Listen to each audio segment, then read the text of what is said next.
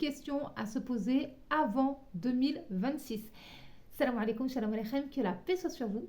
Pour celles qui ne me connaissent pas encore, je me présente. Je suis Malika de Riche, écrivaine, rentière dans l'immobilier éco-responsable et stratège budgétaire. Si je regarde en bas, c'est pour lire mes notes, puisqu'elles sont scriptées sur mon PC, donc tu ne les vois pas, mais moi je regarde en bas.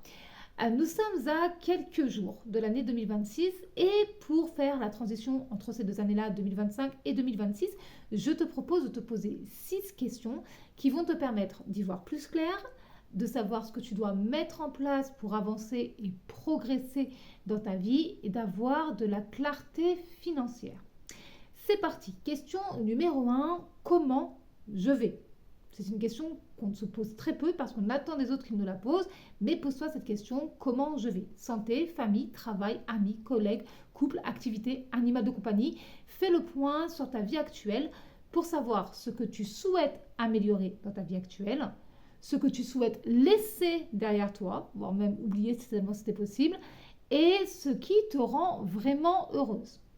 Deuxième question à se poser, comment vont mes finances ? Là, il faut que tu regardes ça de très près.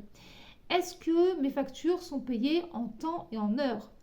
Est-ce que mes finances sont optimisées ? Est-ce que je comprends vraiment ce que ça signifie ? Est-ce que je me sens en sécurité financière et pourquoi ? Je sais que c'est des questions qui vont venir remuer quelque chose en toi, qui vont peut-être te mettre mal à l'aise, mais pose-toi ces questions-là.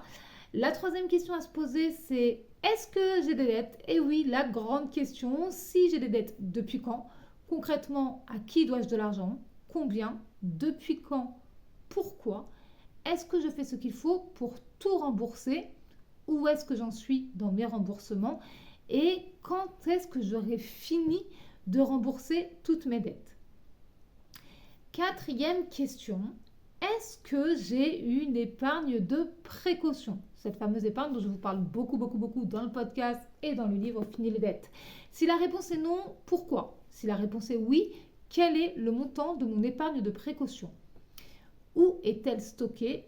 Est-ce que ça me convient ? Cinquième question, attention, ça pique un peu. Ça peut te bouleverser cette question, mais il faut se la poser. Si je meurs aujourd'hui, qu'est-ce que je laisse derrière moi ? Est-ce que ça me convient ? Est-ce que j'ai prévu quelque chose pour mes enfants, mes descendants, ma famille ou quelqu'un d'autre ? Est-ce que ça me convient ? Je sais que ce n'est pas des questions faciles, mais parfois il faut enlever le pansement et regarder les choses en face. Sixième question, beaucoup plus sympa. Quels sont mes projets ? Peu importe à court, moyen ou long terme, quels sont mes projets ? Combien ça coûte ? Comment vais-je les financer ? Dans combien de temps ? Si tu peux clairement répondre à ces 6 questions, super.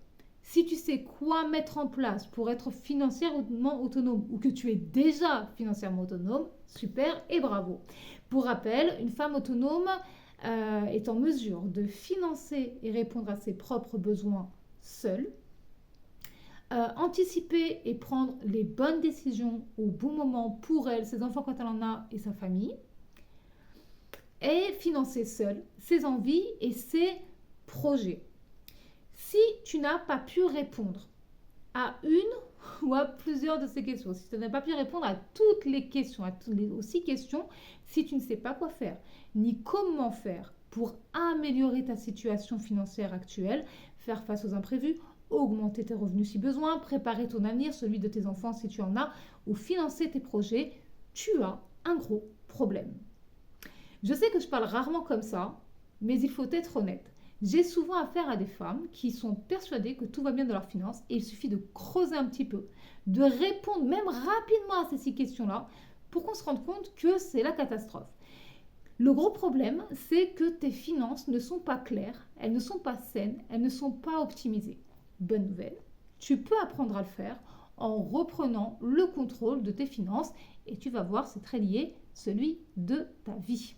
Tu peux le faire, tu peux apprendre à faire ça seul avec le livre Fini les dettes.